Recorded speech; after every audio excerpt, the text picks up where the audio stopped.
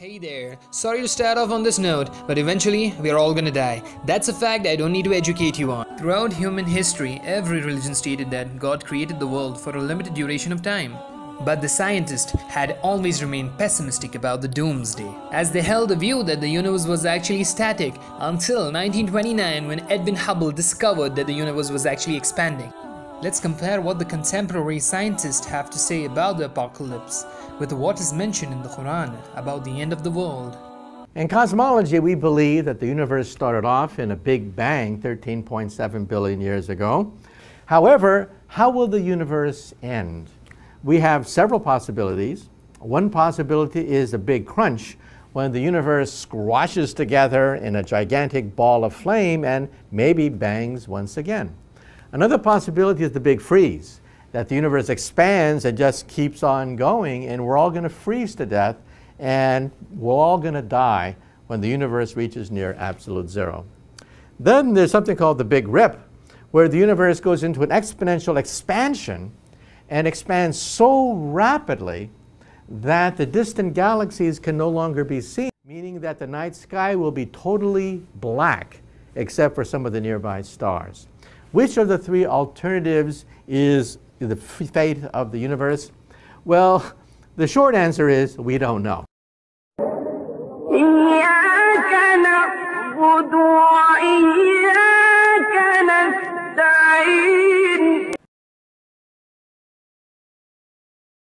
Over nearly all of Earth's history, threats have come from nature. Disease, earthquakes, asteroids, and so forth. And even our species would surely not survive long. To mass extinction event. The Earth will be destroyed. This is the end of Earth. And no chance for our form of life to exist. It would have wiped everything out. We would all be gone. And at that point, all intelligent life in the universe will die. The laws of physics are a death warrant to all intelligent life.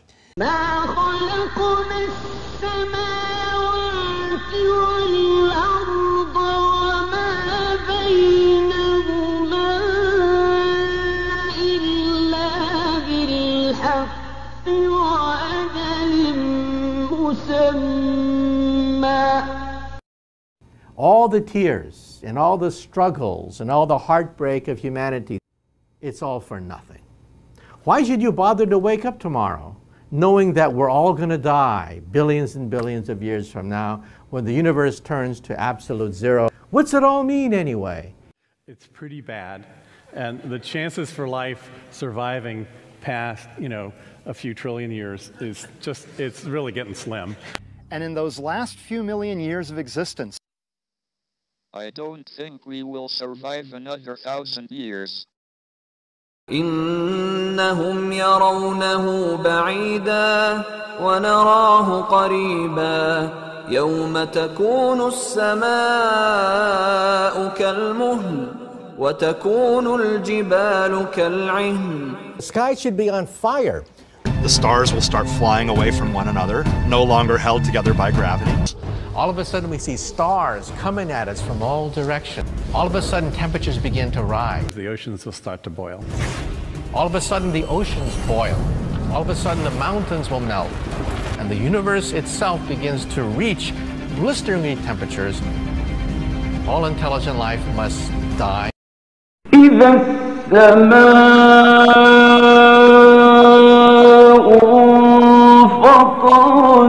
وإذا الكواكب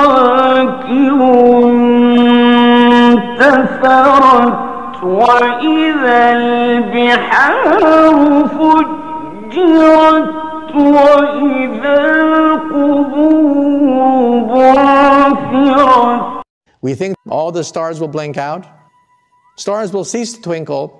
When the stars blink out. Once the Earth's atmosphere, the Earth's oceans, and the Earth's crust start to become perturbed, it's going to kill people pretty quickly. فإذا النجوم طمست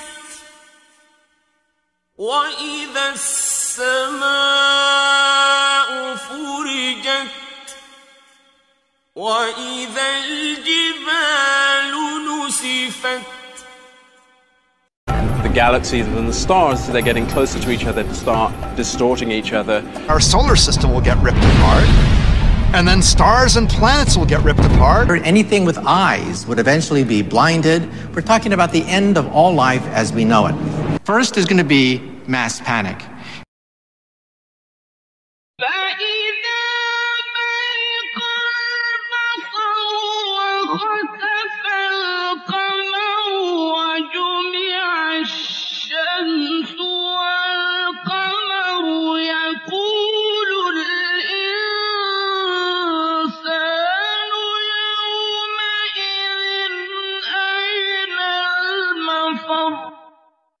The sun will use up its all of its hydrogen fuel. The rate at which it's fusing hydrogen into helium, it will someday simply run out of hydrogen in its core. The sun that was huge suddenly becomes the sun that's very small and extremely dense, and then everything cools off, and then that object is no longer generating energy either, so it begins to cool as well. When the sun eventually cools off so much, you won't even be able to see it with your eyes. And so that's why some people call it a black dwarf or a dark star. It'll just be invisible. Oceans will begin to disintegrate and life will seriously begin to suffer. Humans, because we have an audacity to us, will try and hold on as long as possible. The crust, the rocks, the solid part of the earth will melt.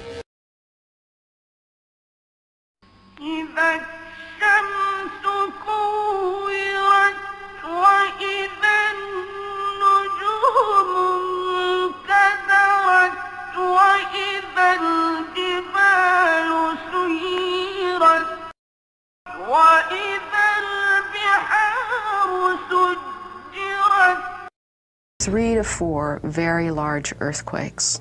It will truly be catastrophic. It will be something that will take every resource that we have to address. Tectonic activity light up. Things like earthquakes, volcanoes, explosions. That's just the beginning. إذا زلزلت الأرض زلزالها وأخرجت الأرض أثقالها.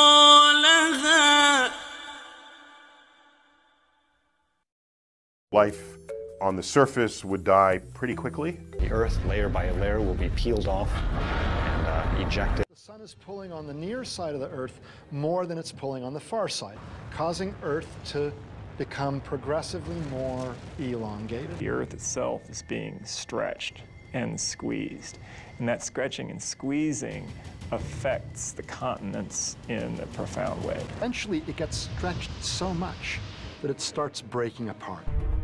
What will happen next is the Earth's crust will shatter. The hot interior of the planet will essentially spill out. Tons of material being thrown into the sky.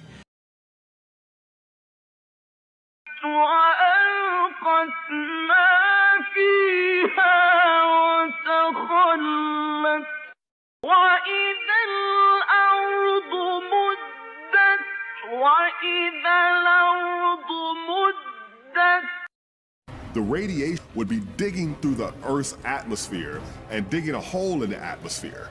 It'll blow off the Earth's atmosphere. You would have rocks melting, you would have buildings melting. The entire surface of the Earth will be incinerated. The total destruction of the Earth.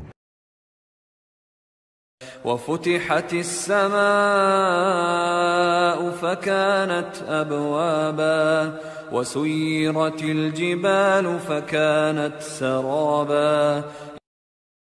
The internal core and the crust of the Earth would start to get heated up and it would start to become molten, and this would result in earthquakes on a scale that we've never seen. Stress is nothing that we think about, right? We don't come up with stress.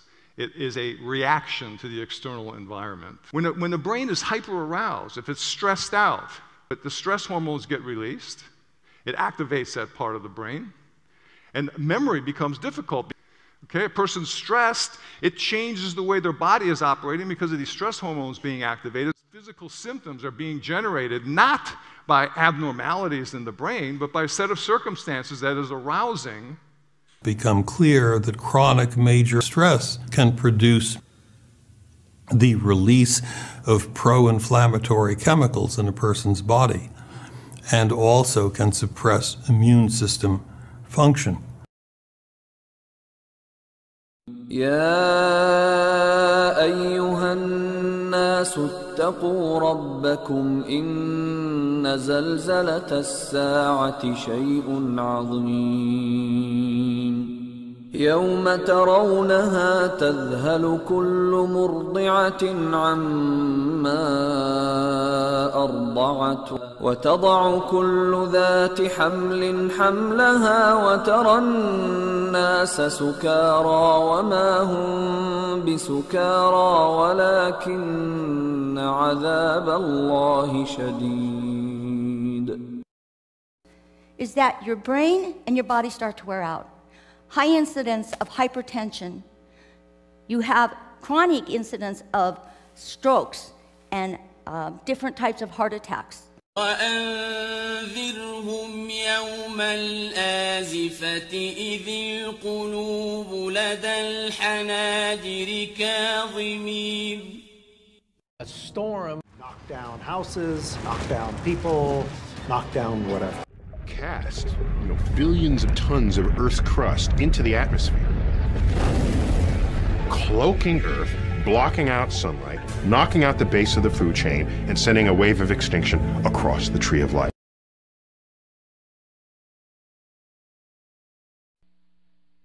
فارتقب يوم تأتي السماء بدخان مبين يغشى الناس هذا عذاب أليم. And when that happens, after the dust settles, you have an extinction level climate shift. Clusters of galaxies to get ripped apart, and then galaxies themselves will get ripped apart. If the expansion of the universe continues to accelerate, and we have no reason to believe it won't, then everything we see now will one day disappear. At that point, all intelligent life in the universe must die. The laws of physics are a death warrant to all intelligent life. Everything has crumbled. Not just the sands and monuments to man's folly, but even the atoms themselves have begun to crumble. Even black holes are not possible. Even atoms themselves will get ripped to shreds. Black holes are not permanent features in the cosmos. The black hole will evaporate completely and disappear. The universe would become a cold, dark, and lonely place. كل من عليها فان ويبقى وجه ربك ذو الجلال والإكرام. It is temporary. We're in this huge expansion right now, exponential expansion, but it's going to reverse itself. Instead of a red shift, we'll have a blue shift as the universe collapses and bangs once again. Perhaps with the different laws of physics within each universe. Eventually we'll collapse and the whole thing will start over again. If the universe collapses, what might subsequently follow is another Big Bang, another expansion. Dimensions that sort of branch off from ours into a new universe. ونفخ في الصور ذلك يوم الوعيد. فإذا نفخ في الصور نفخة واحدة وحملت الأرض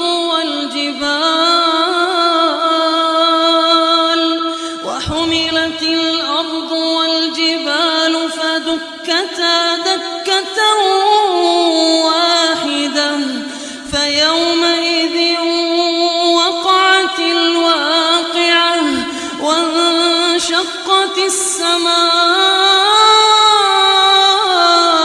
فهي يومئذ واهية وتبدل الأرض غير الأرض والسماوات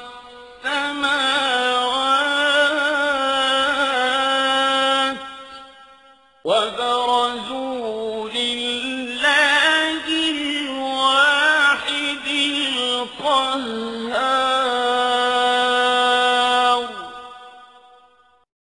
The universe must be flat. The universe is flat. The universe is very close to flat, and we know that from the cosmic microwave background measurements. You see the universe is on the global scale very close to flat. We know the universe is flat, which is an amazing discovery. After 80 years, we've discovered the universe is flat. If you add together sort of the three kinds of things that occupy the universe, the familiar matter, that's what we're made of and what our telescopes detect. The dark matter, that's the source of 85% of all the gravity we see in the universe, and we don't know what's causing it. And the dark energy, the stuff that's making us accelerate. Each one of those components creates a curvature of the fabric of space and time, just as prescribed by Einstein's general theory of relativity. If you add those curvatures together, what you find is that they create a universe that is perfectly flat. Flat. Destroy the Earth, or even worse, rip apart the fabric of space. يوم نطوي السماء كطي السجل للكتب كما بدأنا أول خلق نعيده وعدا علينا إنا كنا فاعلين.